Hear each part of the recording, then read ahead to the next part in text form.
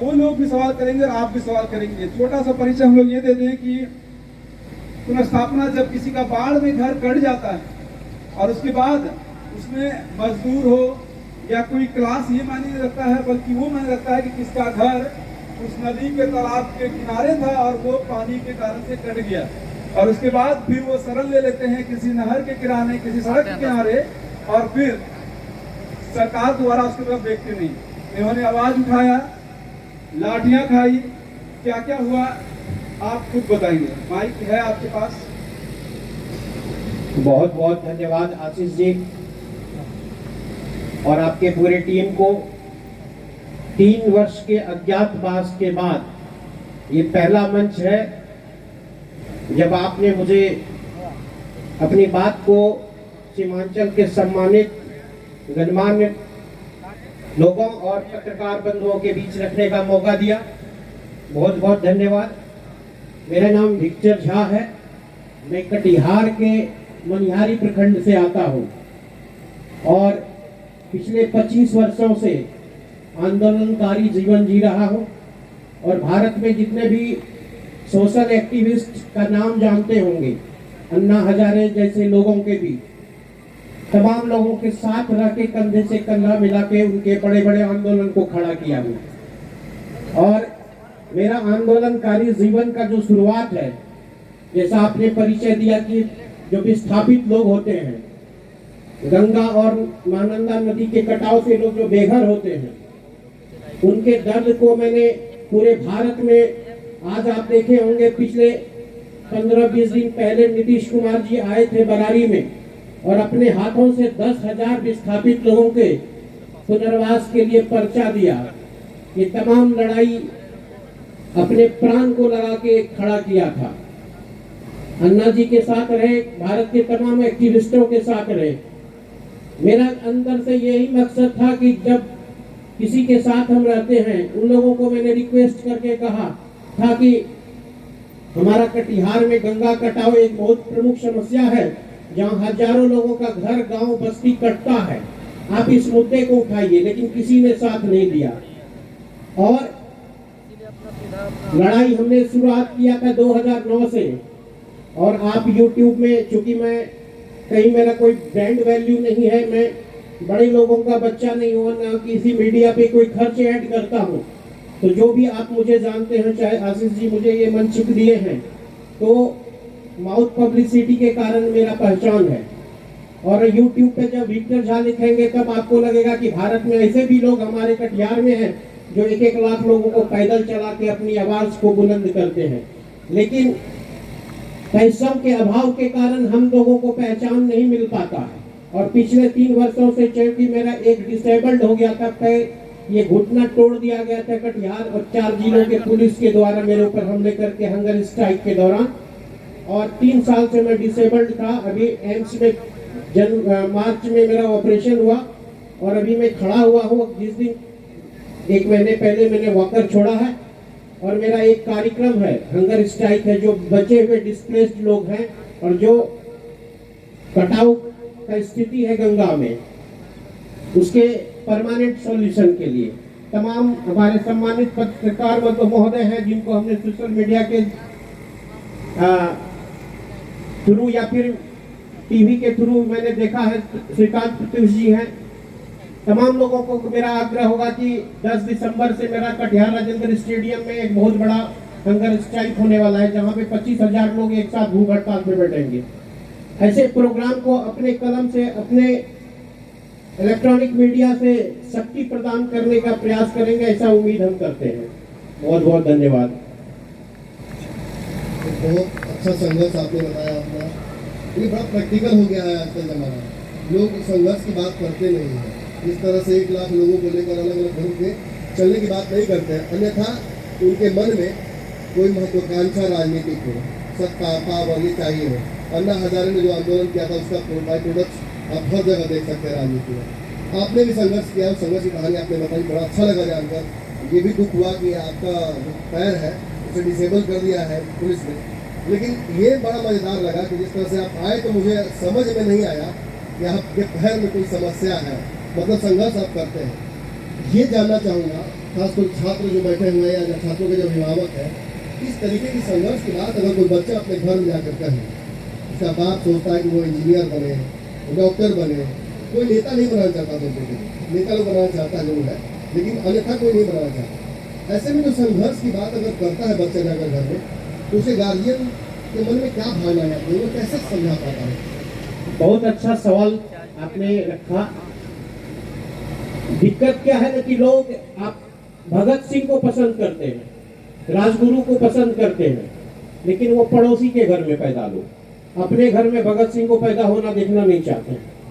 मैं आपको बताता हूं कि नीतीश कुमार जब भी कटिहार आते हैं, उनके पूरे पूर्णिया पटना का पुलिस 3 दिन पहले मुझे अरेस्ट करता है। उसके बावजूद भी ऐसा हुआ है कि मैं तमाम चीज को धता बता के उनके हेलीकॉप्टर तक पहुंचा हूँ। अभी 2019 में बरारी में कार्यक्रम था, 25 किलोमीटर काला झंडा हमने लगाया। उसके बाद भी हेलीकॉप्टर तक हम किसी न किसी रूप में पहुंच गए। नीतीश कुमार वहां भाषण नहीं दे पाए। मेरे पिताजी, मेरी माँ अभी पैरालाइज्ड है, पिताजी का उम्र 90 वर्ष है, और आपके घर में भी बच्चे होंगे, अभिभावकों को कहना चाहते हैं, आपके अगर घर में कोई बच्चा ये कहे कि थाना प्रभारी किसी का FIR नहीं लिख रहा है और हम FIR लिखवाने के लिए संघर्ष करने जा रहे हैं, थाना प्रभारी को घेरने जा रहे हैं, सवाल जवाब करने जा रहे हैं, तो आप घर का दरवाजा बंद कर देंगे, ऐसा है ना। लेकिन मुख्यमंत्री के सिक्योरिटी में कितना लोग रहता, ये जानने के बावजूद भी हम जब जाते हैं तो मेरी मत तिलक लगाती है। और जिस समाज से हम आते हैं, ब्राह्मण को तो आप जानते हैं कि इन चीजों में बहुत ज्यादा आज का जो दौर चल रहा है बहुत डरपोक हो गया है, क्योंकि इनका कोई संख्या नहीं है। आजकल का जो परिवेश है वो संख्या पे निर्भर है। हमारा नाम अगर विक्टर झा है, अगर मेरा नाम विक्टर आलम रहता, मेरा नाम विक्टर माझी रहता, तो भारत में मेरा नाम होता। लगभग 50 केस बिहार सरकार ने मेरे ऊपर करके रखा है, 50 केस। ये जो आपने कहा कि आप जो चल के आए आपको पता नहीं चला, तो एम्स में अभी ऑपरेशन हुआ है। 3 वर्ष से हम घर से, 3 वर्ष का जो मैंने अज्ञातवास किया, उसका एक लंबा कहानी है।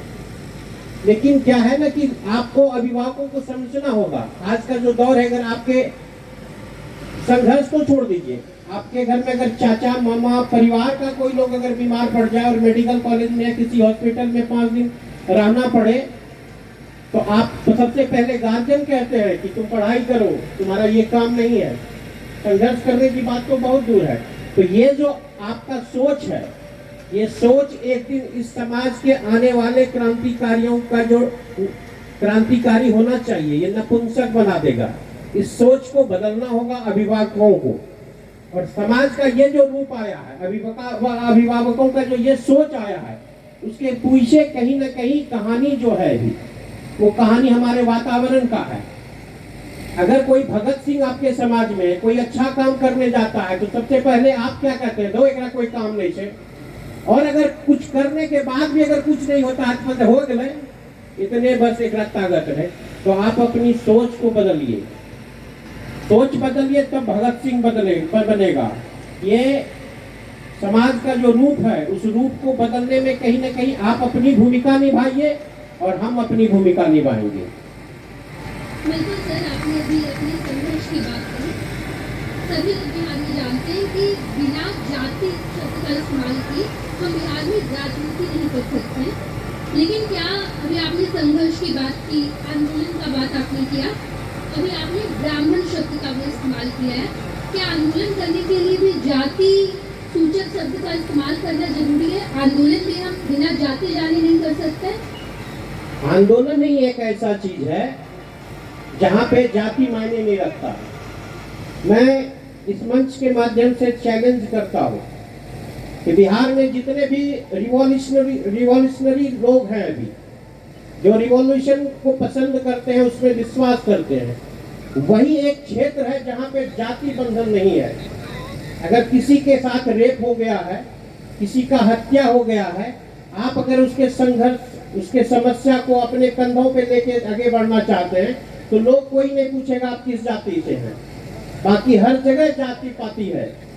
हम अगर रिवॉल्यूशनरी हैं, अगर इस मंच पे आज बैठे हैं, तो वो सिर्फ मुमकिन हो पाया है तो वो आंदोलन की वजह से, वरना और कोई क्षेत्र नहीं है। शिक्षा है, जैसे हमारे पहले सर थे, शिक्षा एक शिक्षक और इंस्टीट्यूशन ऐसा क्षेत्र है जहाँ पे आपके जाति को लोग नहीं पूछते हैं शिक्षा प्राप्त करने के लिए। बिल्कुल सर, लेकिन अभी आपने कहा कि अगर मेरे नाम के बाद झा नहीं आलम होता तो सिनेरियो शायद कुछ और होता। अभी यहाँ पर बैठकर आपने ब्राह्मण, झा और ना जाने आलम ढेर सारे जाति सूचक शब्द का इस्तेमाल किया है। नहीं, तो मेरा ये मकसद नहीं था कि किसी को मैं हर्ट करूं, मैंने जो यथार्थ था उसको बताया है। आज जितने भी आप नए लोग हैं पॉलिटिक्स में, उनके पीछे कहानी ये है कि पैसा और जाति, पैसा से सत्ता और सत्ता से पैसा, यही एक जो है इंस्ट्रूमेंट बन गया है पॉलिटिक्स में। विक्टर झा जी, मैं माफी चाहता हूँ, आज तक आपके बारे में इतना मैं नहीं जानता था, लेकिन आज इस मंच पर आपकी बातों से ही आपके बारे में जानने का मौका मिला। आपके खिलाफ 50 से ज़्यादा मुकदमे हैं, आप चोर डकैत तो है नहीं, आप तो अब लोगों की समस्या को लेकर लड़ते रहते हैं, व्यवस्था के खिलाफ आवाज उठाते हैं। तो ऐसा कार्यकर्ता, ऐसा एक्टिविस्ट जो जन कल्याण के लिए, लोगों की समस्याओं के निदान के लिए व्यवस्था से लड़ता है, पुलिस से लड़ता है, उस पर हमारे जैसे मीडिया वालों का ध्यान नहीं जाना तो दुर्भाग्यपूर्ण। तो पहले तो माफी मैं चाहता हूँ आपसे। मुझे नहीं लगता है कि बिहार में मेरी जानकारी में ऐसा कोई शख्स है। अगर मुझे जानकारी होती तो मैं जरूर वहाँ गया होता। मुझे पता होता कि वो विक्टर झा नाम का आदमी इतना बड़ा संघर्ष करने वाला है, व्यवस्था के खिलाफ, पुलिस के खिलाफ लड़ता रहता है, और उसके खिलाफ 50 केस है, पुलिस ने उसका पैर तोड़ दिया।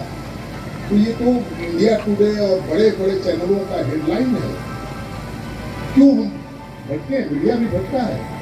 और विक्टर झा जी ने जो कहा कि मैं विक्टर झा नहीं होता, आलम होता या माझी होता तो कहीं और होता, सच कहा, सच कहा। अगर ये विक्टर माझी होते तो इनके संघर्ष की कहानी अखबारों के पेज 1 पर छपती। ये तो सच है।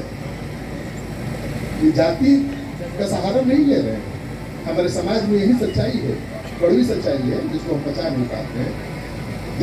जाति को हटाकर सोचना चाहिए, जाति को ध्यान में नहीं रखना चाहिए, जाति के नाम पर भेदभाव नहीं करना चाहिए, लेकिन भेदभाव हर जगह होता है।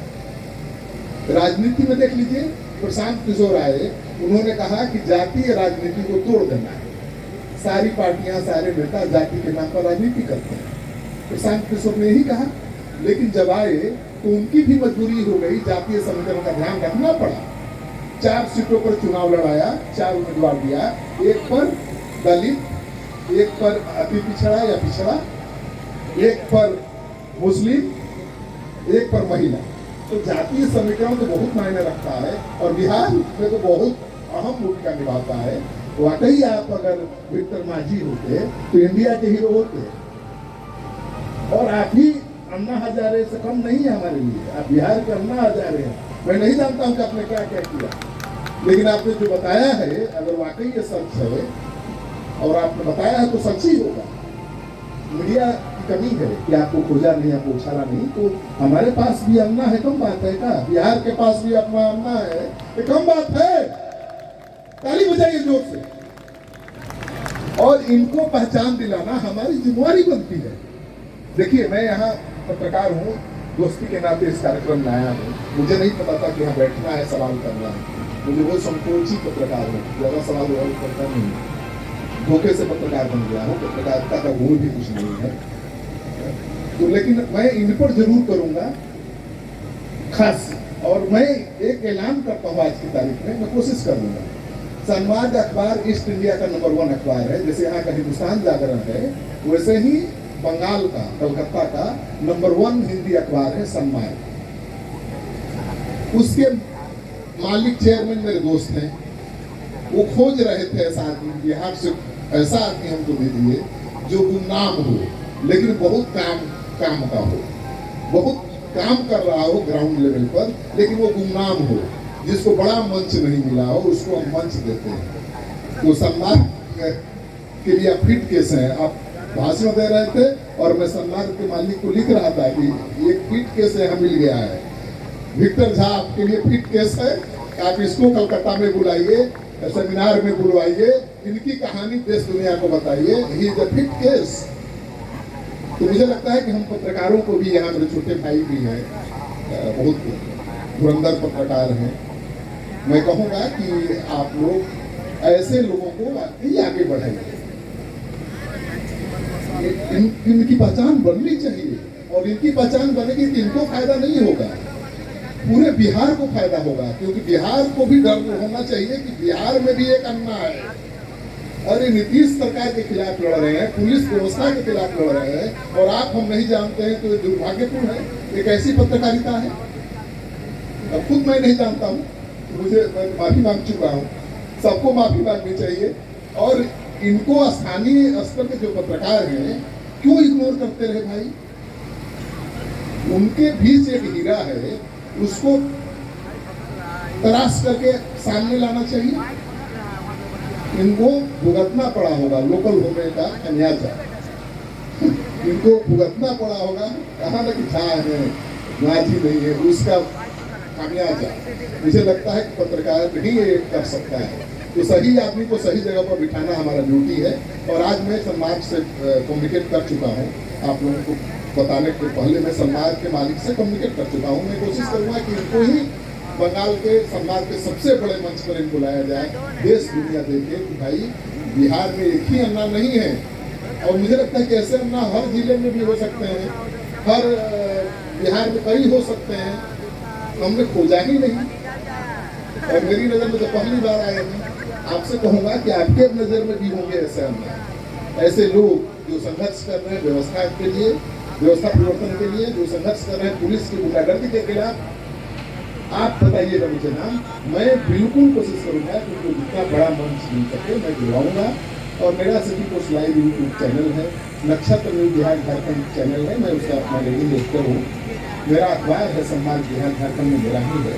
जितना होगा मैं आपको आगे बढ़ाने के लिए, आपको नहीं बढ़ाने के लिए, बिहार को आगे बढ़ाने के लिए आपको, आपकी आवाज़ को मैं बुलंदी दूंगा। धन्यवाद, बहुत बहुत धन्यवाद। श्रीकांत भैया से इतनी बड़ी बातें आपने इस मंच पे कहा, मेरे आंख से आंसू जा रहा था, क्योंकि 3 साल से मैं अज्ञातवास था।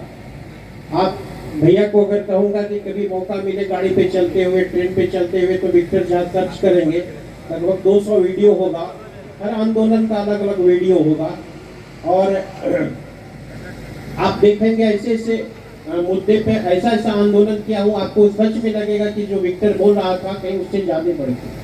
एक बात मैं भी कहना चाहूँगा श्रीकांत भैया, हम लोगों ने तो नहीं खोजा, लेकिन आशीष बधाई के पात्र है। आशीष जी ने विक्टर को खोज के ले आया भाई। निश्चित। और ये सीमांचल मीट का यही मंच है जहाँ पिछली बार भी हमने कई ऐसे सक्सेसों से मुलाकात की, कई लोगों से बहुत फिर आगे बातचीत हुई, कई इंटरव्यूज लिए।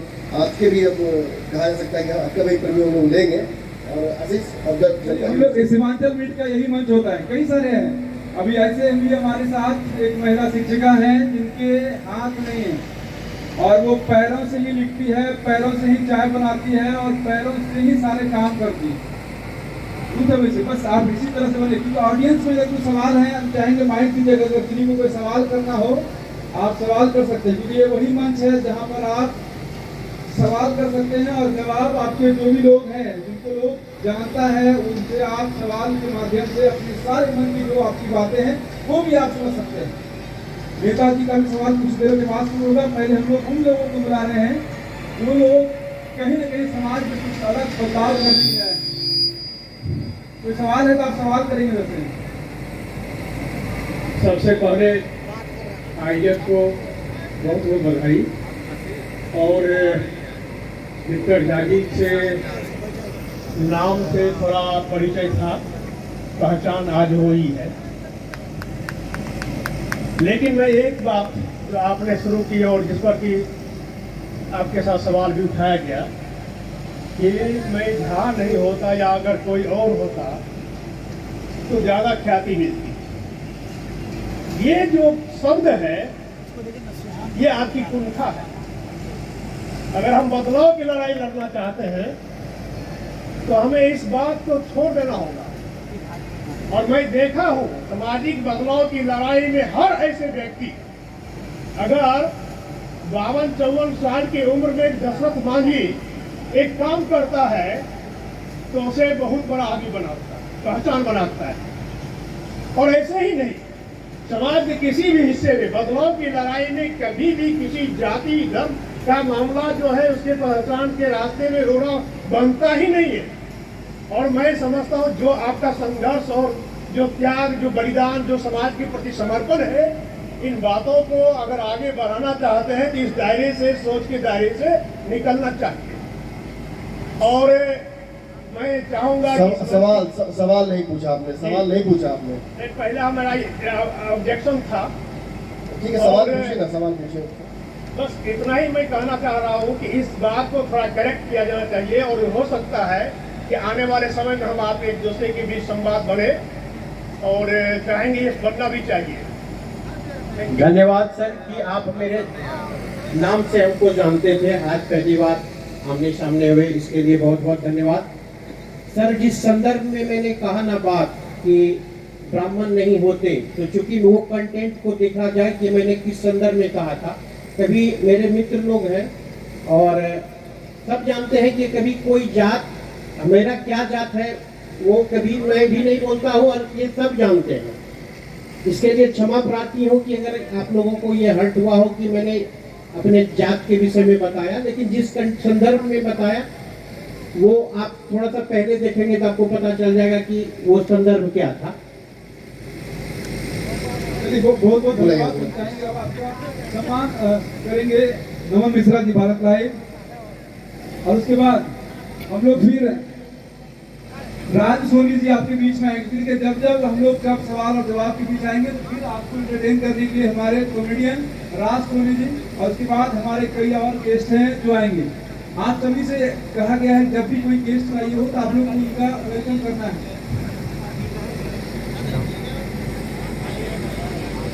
फिर इसके बाद राज सोनी जी तैयार रहेंगे और हमने अभी जिनका जिक्र किया था वो आकर बैठ जाइएगा। तब तक जो महिला शिक्षिका है